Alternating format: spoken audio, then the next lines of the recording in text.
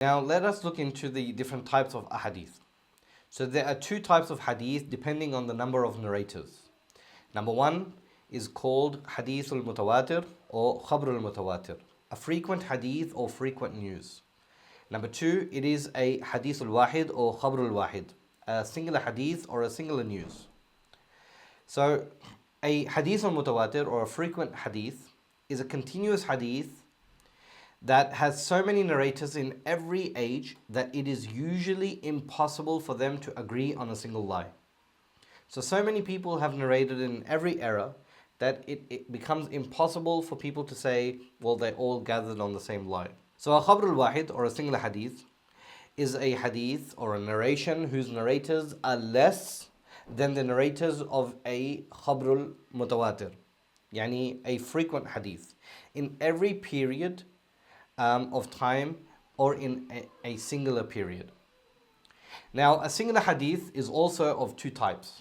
Number one, hadith al-maqbool, a accepted hadith, and hadith ghayr al-maqbool, a hadith which is not accepted. So a hadith which is accepted, they are of three types. So there are three types of hadith which are considered as hadith al-maqbool, which is accepted. Number one, sahih hadith. Number two, hasan hadith. And number three, mursal hadith.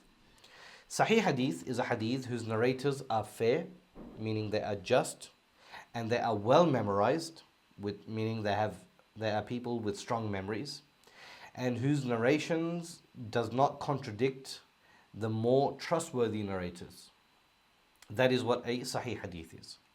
A hasan hadith is a hadith whose narrator is like of the sahih hadith, however, their memory is relatively weaker than the narrators of the sahih hadith. And a hadith al-mursal is a hadith in which a sahabi, a tabi'i, or a taba tabi'i, a follower of the tabi'i, listen to a hadith from a source, and for some reason when narrating that hadith further to their students, they do not mention that source, meaning where they heard this hadith from. Rather, they would say that the Prophet ﷺ said so and so. So a tabi'i or a taba tabi'i is someone who has not seen the Prophet and came in a later era, but he, instead of saying that I heard from Ibn Abbas, or I heard from Abu Huraira, or I heard from Aisha, or I heard from Ali radiallahu anhum ajma'in, if they heard a hadith but they don't mention that who they heard it from, rather they just say that the Prophet sallallahu alaihi wasallam has said, and this is called a mursal hadith, and a mursal hadith is accepted. Now a lot of people nowadays, they say that mursal hadith are not accepted, which is clearly wrong according to the usul of the muhaddithin. Why? Because they are from the khairul qur'un, they are the best of generations, they are the salaf, and they are all kulluhum adul, they are all trustworthy people. So when it comes from a muttaqi, a salih, a mu'min, a tabi'i, or a taba tabi'i, then we say that even if they have not mentioned the name of the sahabi, that hadith will still be accepted according to us. Now, hadith which is not accepted. So the hadith ghayr al-maqbool is of two types as well. Number one, hadith al-mawdu', which is a fabricated hadith, and number two, hadith al-dha'if, a weak narration. Now a fabricated hadith, which is hadith al-mawdu', that is basically a hadith that has been fabricated by someone and attributed to the Prophet sallallahu alaihi wasallam.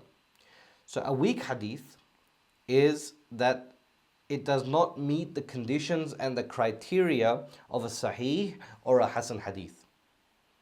Meaning its narrators have a weak memory, or the chain of narrations is incorrect, or for whatever reason it contradicts the more trustworthy narrators. In situations like this, the hadith is to be classified as hadith al-dha'if. Now when we say that this is a non-acceptable hadith, it doesn't mean that the hadith is not acceptable in any regard. It only means that a hadith dha'if is unacceptable to use for ahkam al-sharia, meaning that hadith we cannot use to take out a ruling of Islam based on a da'if hadith. So if there's a da'if hadith, a weak hadith, saying that someone would, the Prophet ﷺ did so and so action, or the Sahabi said so and so thing, we cannot justify that this is sunnah, this is wajib, this is fard, this is compulsory, we have to do this, whoever doesn't do this is a sinner. We can't use that hadith as a guideline for making a ruling in Islam, because the hadith was da'if.